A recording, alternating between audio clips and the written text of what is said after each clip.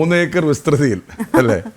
അതെ, കാടിൻ്റെ മനോഹാരിത അതെങ്ങനെ ഉണ്ടായെന്ന് ചോദിച്ചാൽ ഈ പശ്ചിമഘട്ട മലനിരകളുടെ ഹരിതാഭയാണ് നമുക്ക് കാണാൻ കഴിയുക. എവിടെയെന്നറിയാമോ? കോഴിക്കോട് കൊടുവള്ളിയിലെ ഒരു സ്ഥലത്താണ്. ആ പച്ചപ്പിന് പിന്നിൽ ഒരു നന്മ മരമുണ്ട്.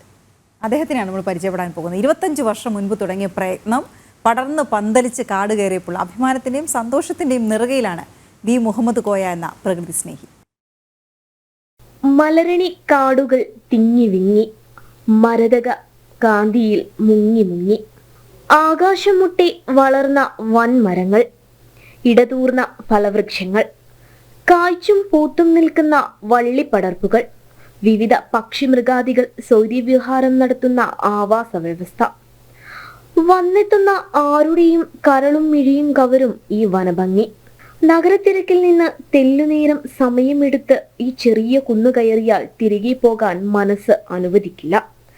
ഹരിതഭംഗിയുടെ ശീതള ഛായയിൽ മതിമറന്നിരിക്കും ഉറപ്പ്. കൊടുവള്ളി ആറാമ്പ്രത്തെ പൊയിലങ്ങൽ വീട്ടിൽ മുഹമ്മദ് കോയയാണ് VNK ബൊട്ടാണിക്കൽ ഗാർഡൻ എന്ന വനവിസ്തൃതിയുടെ ഉടയോൻ. 1999 30 സെന്റ് ഭൂമിയിൽ നിന്ന് തുടങ്ങിയതാണ് പച്ചപ്പിനെ ചേർത്തു പിടിച്ചുള്ള യാത്ര. 25 വർഷങ്ങൾക്കിപ്പുറം അത് 3 ഏക്കർ വിസ്തൃതിയിൽ 249ഓളം വൈവിധ്യങ്ങളുള്ള മരങ്ങളാൽ പരന്നു കിടക്കുന്നു. 250 ഇനം മരങ്ങൾ, ട്രീസ്, നമ്പർ ഓഫ് ട്രീസ് അല്ലെങ്കിൽ ട്രീ മെമ്പേഴ്സ് ഉണ്ട് ഇവിടെ.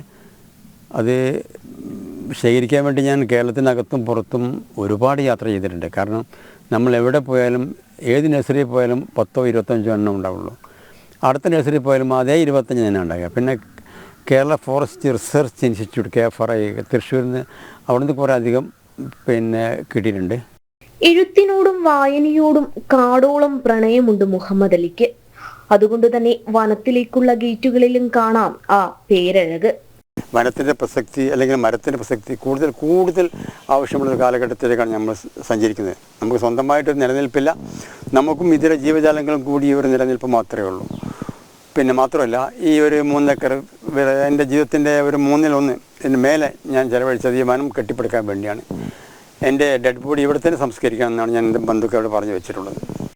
നാട്ടുവൃക്ഷങ്ങളെക്കാൾ കാട്ടുവൃക്ഷങ്ങളാണ് നിറയെ തലയെടുപ്പോടെ നിരന്നു നിൽക്കുന്നത്. ഓരോ മരത്തിലും പേരും പ്രത്യേകതയും എഴുതി ചേർത്ത ബോർഡുകളുമുണ്ട്. 25ഓളം മുളവർഗ്ഗങ്ങളും കാടിന് ഈണം പകരുന്നുണ്ട്. ഓരോ മരങ്ങളെക്കുറിച്ചു മുഹമ്മദ് കോയയ്ക്ക് എല്ലാം ഹൃദയം. ദിവസവും അതിഥികളായെത്തുന്ന വിദ്യാർത്ഥികൾക്കും പ്രകൃതി സ്നേഹികൾക്കും പാഠങ്ങൾ പറഞ്ഞു കൊടുക്കുകയും ചെയ്യുന്നുണ്ട്. സംസ്ഥാന സർക്കാരിന്റെ വനമിത്ര പുരസ്കാരം, പരിസ്ഥിതി സൗഹാർദ്ദ അവാർഡ്, OISCA ഇന്റർനാഷണലിന്റെ വനബന്ധു പുരസ്കാരങ്ങൾ തുടങ്ങി തേടിയെത്തിയ അംഗീകാരങ്ങളും നിരവധി. 3 ഏക്കറിന്റെ അതിരുകളും കടന്ന് കാട് പച്ചപ്പിന്റെ കടലാകണമെന്നാണ് ഇദ്ദേഹത്തിന്റെ ആഗ്രഹം.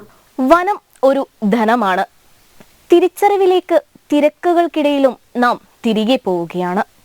അതിന് മനോഹരമായൊരു മാതൃകയാണ് കൊടുവള്ളിയിലെ ഈ പച്ചപ്പ്. ക്യാമറമാൻ പ്രശോഭ് കുറ്റിയിലിനും ജിതീഷിനുമൊപ്പം ദിസ്ന സുരേഷ്, ജനം, കോഴിക്കോട്.